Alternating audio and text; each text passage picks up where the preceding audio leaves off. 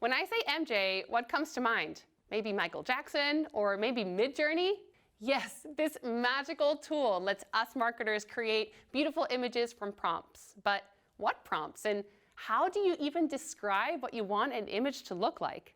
Thankfully, Tim is here to help. He's a navigator into the fusion of artistry and AI tools and the host of a fabulous YouTube channel called Theoretically Media. In the next few minutes, he will share his best tips for how you, marketer, can prompt Midjourney to get images that are amazing and on brand. Take it away, Tim. Thanks so much for that lovely introduction, and thank you for joining me today for this tutorial on getting started with Midjourney. I'm really excited to take you on this tour. There are, of course, a number of AI image generators on the market today, but in my opinion, Midjourney has always held an edge over its competition for its amazing aesthetics and imaginative outputs. No one image generator, of course, is better than the other one, but Midjourney is a pretty incredible tool, not just as a tool for creating captivating images, but also as an engine for iteration on ideas. Personally, I can get lost for hours just by changing one keyword in a prompt and being inspired to go down an entirely different artistic path. That said, Midjourney has evolved quite a bit, and it does continue to do so. So I know that hopping in can sometimes be a little overwhelming. So today we're going to go over everything you need to know to at least get started and start exploring. Okay, let's dive in. Just as a note, for today's video, we will be focusing on the Midjourney website. As of today's recording, you'll note that it still says Midjourney Alpha up in this corner, so it hasn't been released completely wide to everyone yet. That said, its release is imminent, so when you watch this, it should be available to all users. The website itself is very nice. You've kind of got this endless scroll of the community feed. It's a great way to stay inspired. Additionally, you have a toggle switch down here for light mode and dark mode. As I famously say, only psychopaths use light mode, so let's just switch that to dark. Anyhow, up here at the top, we have our Imagine bar. This is where we'll be issuing in our prompts to Midjourney. Now, something that I always like to say is that there are no hard and fast rules when it comes to prompting. There is no right or wrong way to prompt. That said, there are a number of strategies and practices that we can take to guide our results.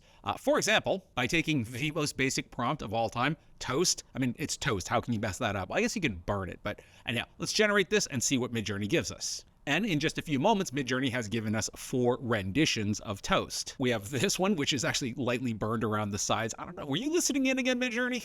2 slices of what I would consider model-worthy toast here. Very lovely image, nice depth of field back here, and right down to like some breadcrumbs on the plate. So well played, Midjourney. And we round out with 2 more images of toast. Now, let's see what happens when we start adding some intention into our prompting. For example, changing the prompt out to a piece of toast on an antique plate, sitting on the rustic kitchen table of a farmhouse kitchen, golden morning light streaming in from a window, stunning commercial photography. The results end up coming out looking pretty nice. At least we're starting to move into the ballpark of what we're looking for. Now again, to reiterate, there is no such thing as a perfect prompt. There is no such thing as a perfect prompt formula. In the old days, we would have prompts like this, where we were just sort of spamming out keywords, hoping that the bot would pick up on enough of them to get something that we were looking for. Thankfully, as of version 6, Midjourney has a greatly improved prompt coherence, meaning it understands the context of what you're trying to prompt and also allows for longer prompts. As an important note, just because you can import like long paragraphs into Midjourney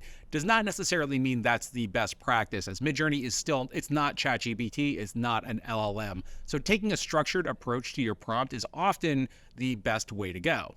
So here's a breakdown of how I like to organize a prompt in version 6.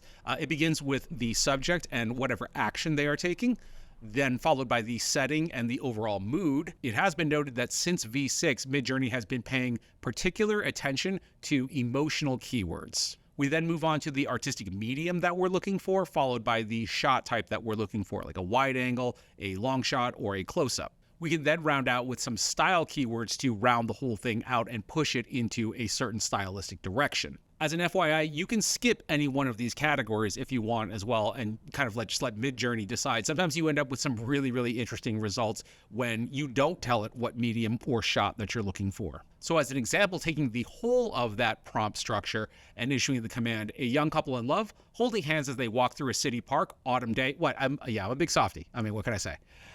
Stunning natural light, candid photography, long shot, DSLR documentary photo, which yields us these results, which aren't bad. They're just not really flooring me.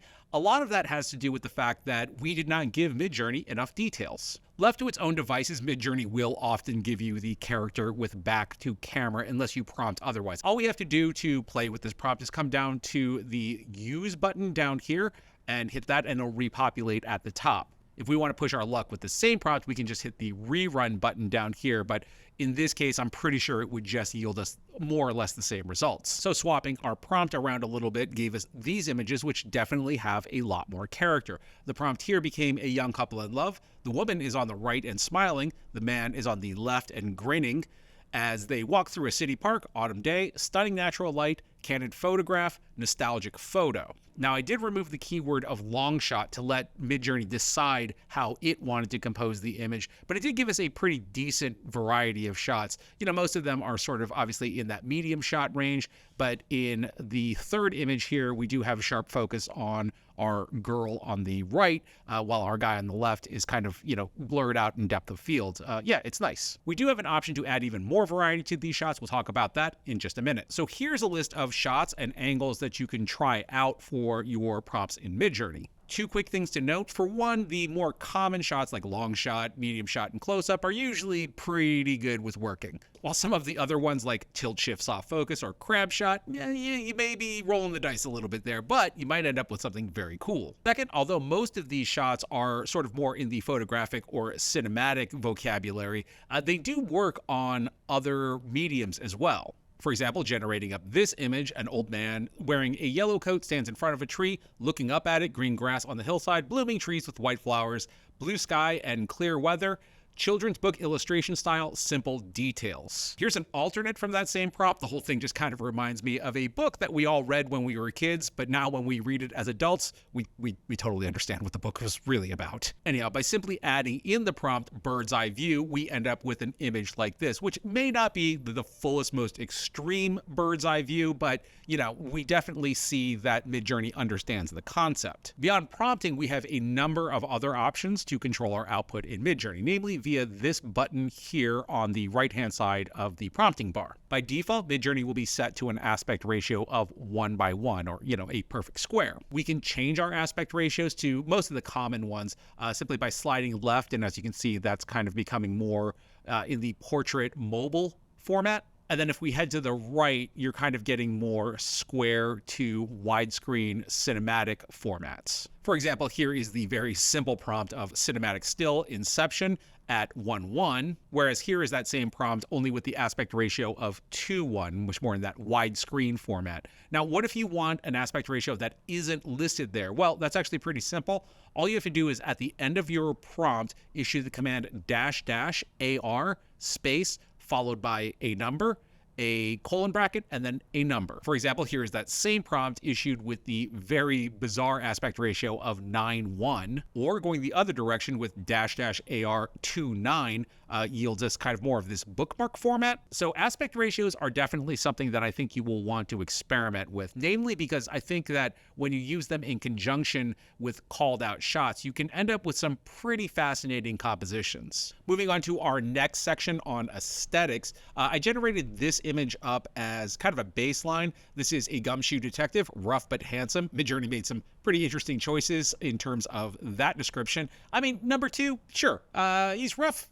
He's handsome to somebody. Anyhow, it's sitting in his cluttered office, holding a cup of coffee, case folders all over his desk, light streaming in through closed blinds, cinematic, still film grain. So your stylization slider is going to affect, your overall stylization. So this is something that defaults at around 100. If we start cranking it up to, let's just say like 400, you're going to get some different results.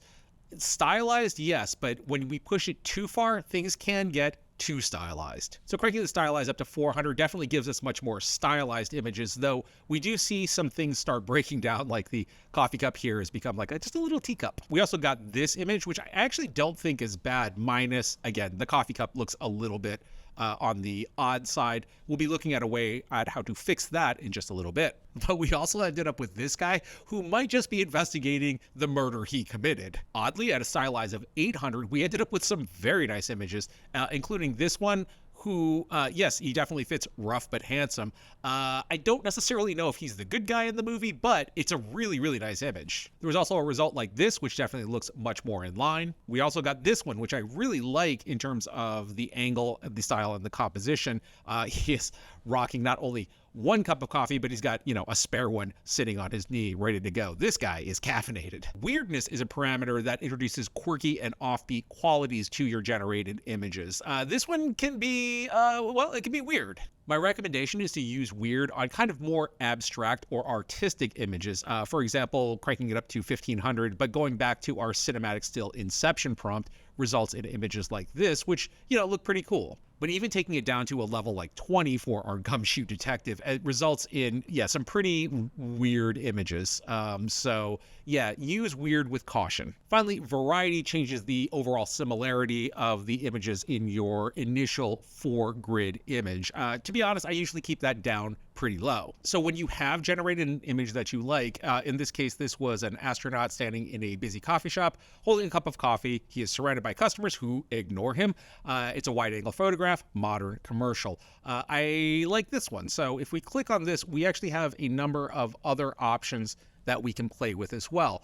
The vary button essentially takes your same prompt and just creates iterations on it. We can either do that subtly or strongly. So let's roll a subtle, which results in these 4 images very much in line with our initial generation. You can see there are differences. Again, there are subtle differences. There are people in the background here. There are not people here. His pose changes ever so slightly through each of the 4 images. Going back and running that as a variation strong, however, results in images like this, where in image number 1, he's now double fisting his coffee. There's a lot of coffee in this video. Or in image number 3, where his body orientation has changed completely. The next section on remix is a lot of fun. I'm actually switching images here to essentially the same prompt. I just swapped it out to hyper colorful concept art as the overall style. So for this remix, I actually have the opportunity to, let's just change out the stylization to 700 and see what happens. And as you can see, we end up with the same image, but now with a higher level of stylization. Through remixing and variations, you can end up with a lot of different iterations on the same idea.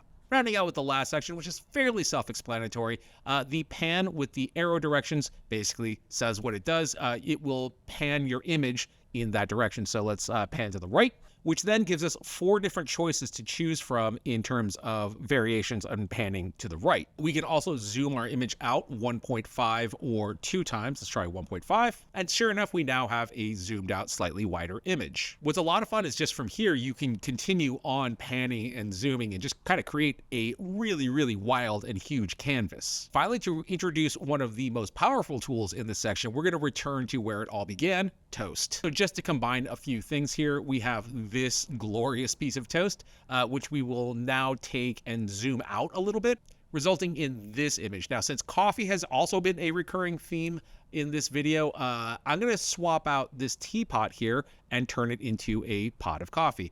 To do that, you want to come down into the vary region. That will open up another window, and all we have to do is just sort of drag and highlight this area, and we can change our prompt out to a cup of coffee. This is a process called in-painting.